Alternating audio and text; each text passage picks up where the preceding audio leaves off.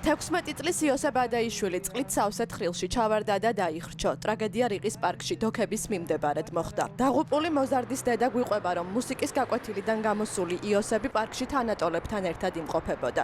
წყლით ნახევრად სავსე 3 მეტრის სიღრმის თხრილი ფოთლებითა და ნაგვით იყო დაფარული. ბიჭმა ზედაპირზე დააბიჯა და ჩავარდა.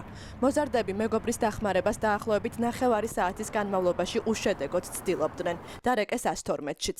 რამდენიმე მათგანს ტრაგიკული შემთხვევის შემდეგ ფსიქოლოგის დახმარება დასჭირდა. წყალი, რომელიც დაგროვებულია იმ ამფითეატრში, იმ შენობაში, წვიმა, ყველაფერი ერთად, წყალტალახა, ძალიან ქვეშ იყო ცივი. იმიტომ ზედაპირული როგორც ასფალტს ჩანდა, ბეტონი ეგონა და დააბიჯა. და ერთი ბიჭი 112-ში დარეკა, იმან უკვე გონება დაკარგა და ხელები უკვე ბავშვები ვერ მძიმე 100 კილოს მეტი იყო. აი, როცა კურტკა მძიმდება, ძალიან თბილი კურტკა ეცვა და მე მკვინთავები ნახეს. მინდა რომ კახი კალაზის შევიკითხო და ყურადღება მიაქციოს ამ სიტუაციას. და აღარ ვინმე არ დაიღუპოს, არაფერი რო ცუდი არ მოხდეს. იოსებ ადაიშვილი სკოლის მოსწავლე იყო, უკრავდა ფორტეპიანოზე. ჰყავს უმცროსი ძმაც, სოციალურად დაუცველი ოჯახი გლდანში ერთ ოთახში ცხოვრობს. როგორც დედა გვიყვება, ბიჭის მთავარი ნატვრა საკუთარი ოთახი იყო. ოჯახი სამძიმარს გურამიშვილის გამზირზე მდებარე დამკრძალავი ბიუროს ოთახში იღებს. იმან ნერვიულობდა, ჩემი ოთახი არ მაქვს და სულ ეხრე პადროს და ხომ მოზარდე არის და რაღაცა უნდა და ამისთვის და სულ ნერვიულობდა დედა, გეცხვენია ზოგი სტუმარს ვერ მოვიყვან.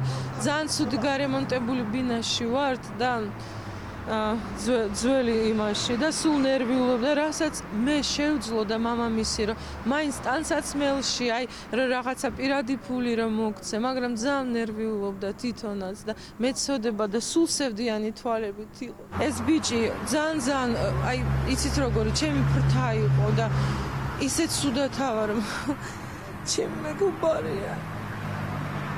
ძალიან რთულია დაკარგვა. თბილისის მერიამ განცხადება მომხდარზე მხოლოდ მას შემდეგ გაავრცელა, რაც ტრაგედია მედიაში გაშუქდა. თბილისის მერია პასუხისმგებლობას იხსნის და წერს, რომ ტრაგედია კერძო საკუთრების ტერიტორიაზე მოხდა. მერიის პასუხისმგებლობა არის ქალაქ თბილისში არსებულ ყველა მშენებლობა, სადაც მიმდინარეობს სარემონტო სამუშაოები შენობის გარეთაც და შენობაშიც, ეს უნდა იყოს შემოღობილი ტერიტორია.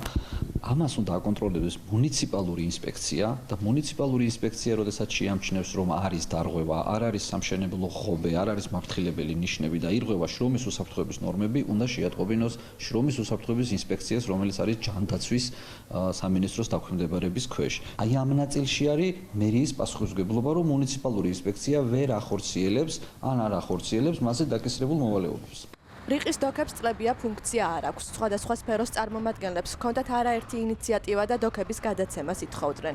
მათ შორის იყვნენ ფოტოგრაფებიც, რომლებსაც საგამოფენო სივრცის მოწყობა სურდათ. იყო დოქების ღვინის მუზეუმად ქცევის იდეაც. საბოლოოდ კი შენობა ინვესტიციისთვის ქართულ ოცნებასა და რუსეთთან დაახლოებულ ბიზნესმენს დავით ხიდაშელს მეათედ ფასად გადასცეს. ახლა კორუფციის მკვლევარებს არ სჯერათ, რომ ვინმე მისი პასუხისმგებლობის საკითხს დააყენებს. როდესაც საუბრობთ კერძო მესაკუთრეზე, იქვე უნდა ეთქვათ, რომ ეს კერძო მესაკუთრე არის საინვესტიციო ვალდებულებების მქონე მათი რუსი მეგობარი დავით ხიდაშელი, გარეჯი საქართველოს შემოქმედი ადამიანი, რომელსაც დღეს აქ უკვე ფუნქციონირებადი ობიექტი უნდა ჰქონდეს გახსნილი და თუ კი ობიექტი მიტოვებულია, ან მშენებარია, მაშინ რატომ არ არის სამშენებლო ღობე და რას აკეთებს ზედამხედველობის სამსახური, ან რას აკეთებს მერიის უსაფრთხოების თანამშრომლები, რომლებიც ჭყალებს შევიტყოდი იცავენ პარკებს. 16 წლის იოსებ ადაიშვილი ამ ქალაქის ინფრასტრუქტურას შეწირული პირველი მოზარდი არ არის. მანამდე იყო 13 წლის მარიტა მეფარიშვილი, რომელსაც ახლად რეაბილიტირებული ვაკის პარკის შადრევანში დენმა დაარტყა. მომხდარზე პასუხისმგებლობა თბილისის მერიას არც მაშინ აუღია. საზოგადოებას ძალიან კარგად ახსოვს ვაკის პარკის ტრაგედია.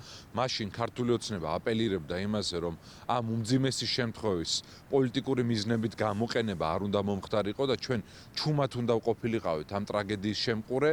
მაგრამ მას შემდეგ ვხედავთ, რომ ეს ტრაგედიები არ წყდება და მათ შორის ეს ბოლო ტრაგედია, რომელიც საჯარო სივრცეში მოხდა რიყის პარკში, რომელმაც 16 წლის ახალგაზრდა ბიჭის სიცოცხლე იმსხვერპლა, არის რა თქმა უნდა ამ ძალიან სახიფათო საჯარო სივრცეების გამო, რომლის პასუხისმგებლობაც რასაკვირველია ეკისრება ადგილობრივ ხელისუფლებას.